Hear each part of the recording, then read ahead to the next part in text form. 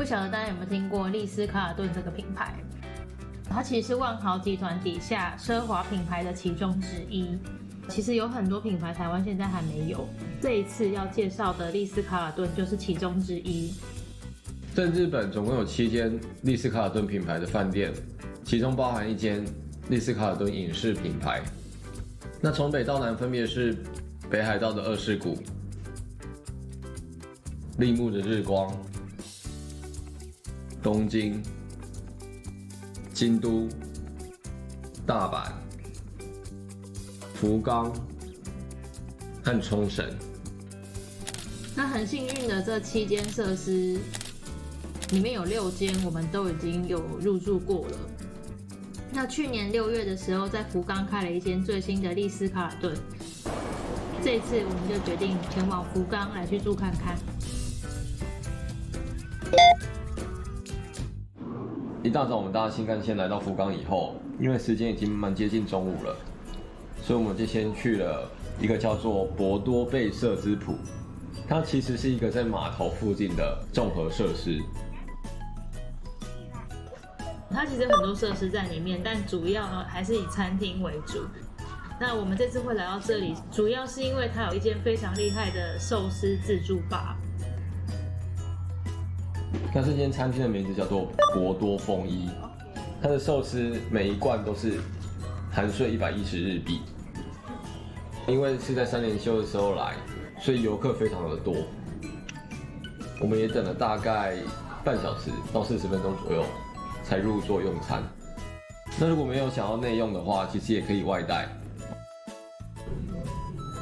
内用的话，除了寿司吧的部分，还有很多不一样的料理可以选择。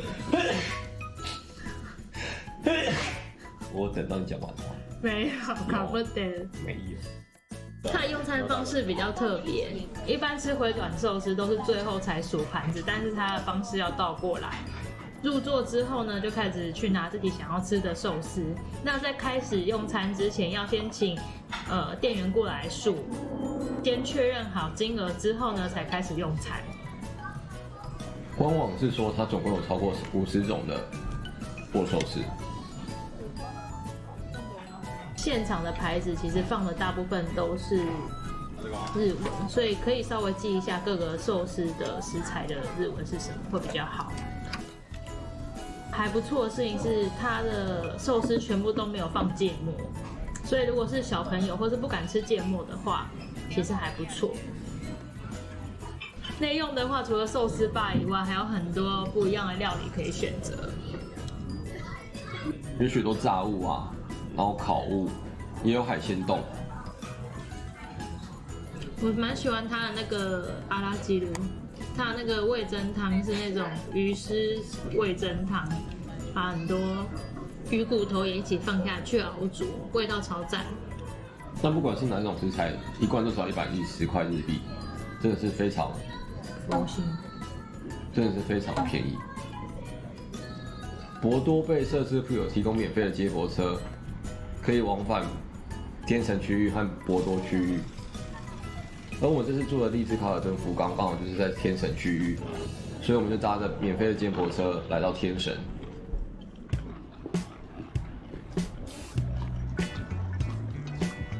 从丽思卡尔顿走到天神，根本就是在它隔壁，直接走过去就走到了，可能不到30秒就可以到了吧。非常的方便。这次我们是利用信用卡刷卡得到的免房券，但是免房券只能订到最高5万点的方万。那时候在预约的时候，丽思卡登福冈是1晚55000点，所以又补了5000点。实际上我们只花了5000点的成本，再加上后来有押套房券，就幸运的升等到这次的套房。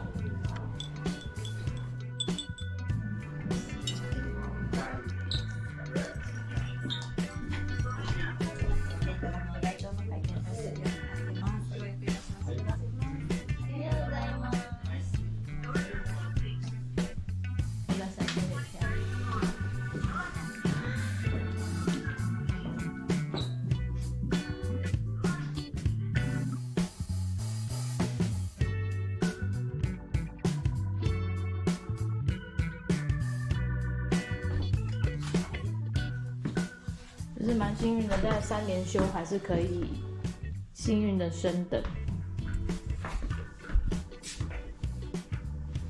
你说这是第3好的套房，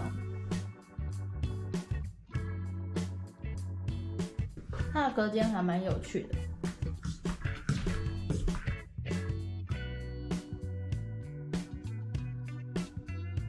房间的这一侧是客厅，那客厅的设计，整个格局超大，景色超好。我们这是几楼？21楼。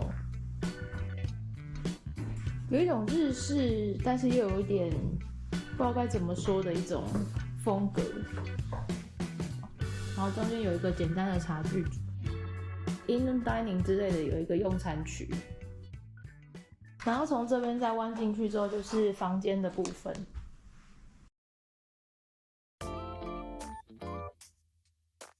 后面的拉门也都可以拉起来。虽然也是有放电视，但是从这边看出去的景，整个房间的墙壁几乎全部都是窗户，整个景色一览无遗。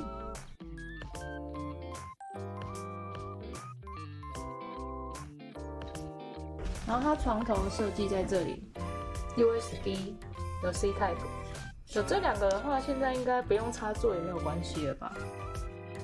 它灯饰也都还蛮漂亮的。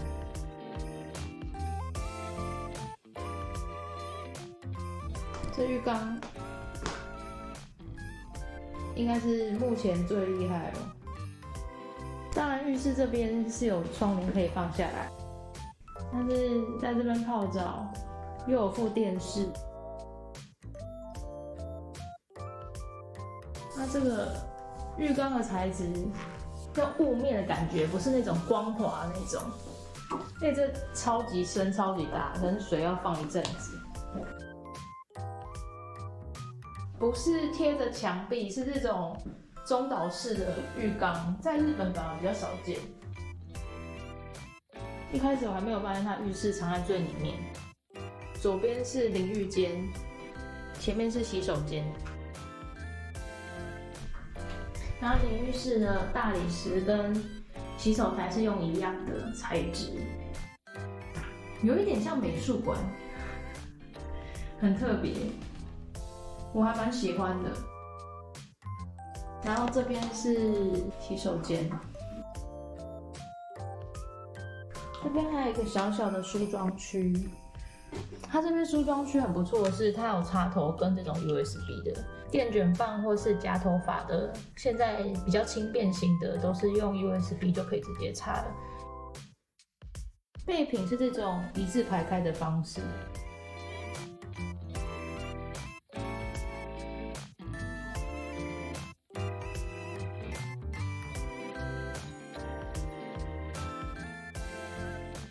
来猜猜它的吹风机是哪一家的？这一支在前几代的有用过，也是在某一间饭店用过。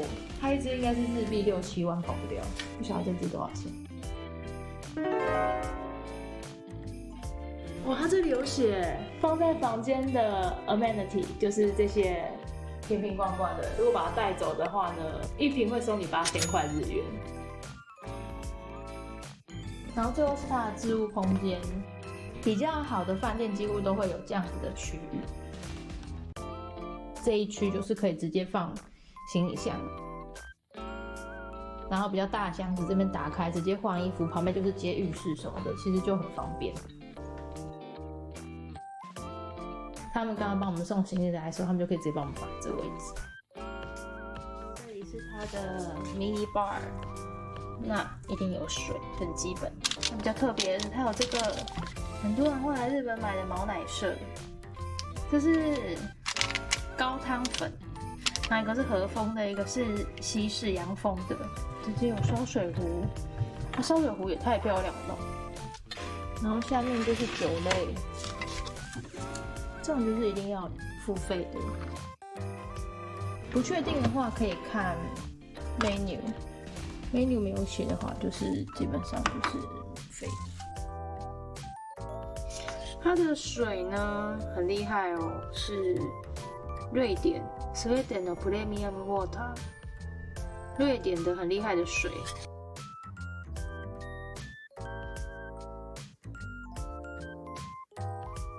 福冈丽思卡尔顿其实它有行政酒廊可以使用，但即便是万豪的白金会员以上，也没有办法免费进入。所以如果想要使用福冈丽思卡尔顿饭店的行政酒廊的话，必须要另外加钱，或者是最一开始就直接预定有包含行政酒廊的方案。原本是想要加钱进入啦，但问了价格以后非常的贵，所以就放弃了。加上又住在天神这么方便的区域，所以晚上我们就来到天神这一带的一间居酒屋用餐。之所以会知道这间居酒屋是在 IG 上看到有人的介绍，整个店的氛围非常好。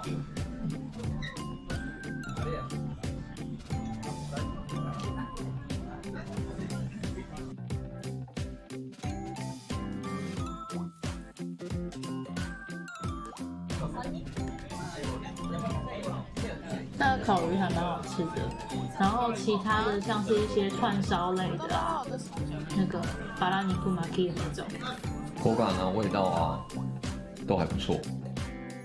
这个炸鸡超推荐，不是肯德基，但是是一个很好吃的炸鸡，可以当正餐吃，也可以当喝一杯的地方。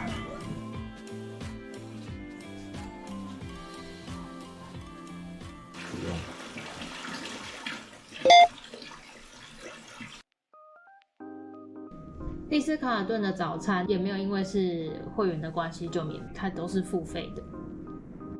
它的早餐内容有蛮多选择的，它除了有单点式的以外，也有自助吧的形式。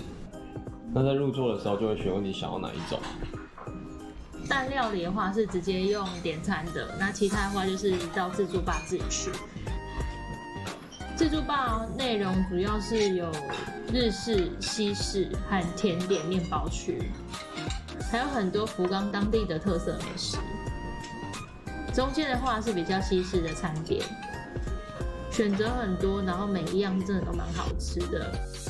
然后比较让我印象深刻的是它面包区，它面包占一部分，然后另外一侧就都是甜点。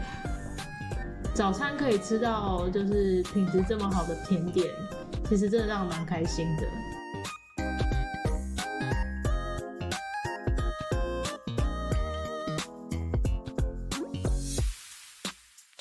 然后还有一个区域是很容易被人家忽略的，就是它的饮料区。它的冰箱是内嵌在墙壁内的，所以很容易被忽略。一开始真的没有发现那一区是饮料区，是直到有看到其他客人把那边打开之后才发现啊，冰箱在那边。除了有一般的饮料啊、牛奶啊之外，还有一些布丁啊、奶酪什么的也都在那边。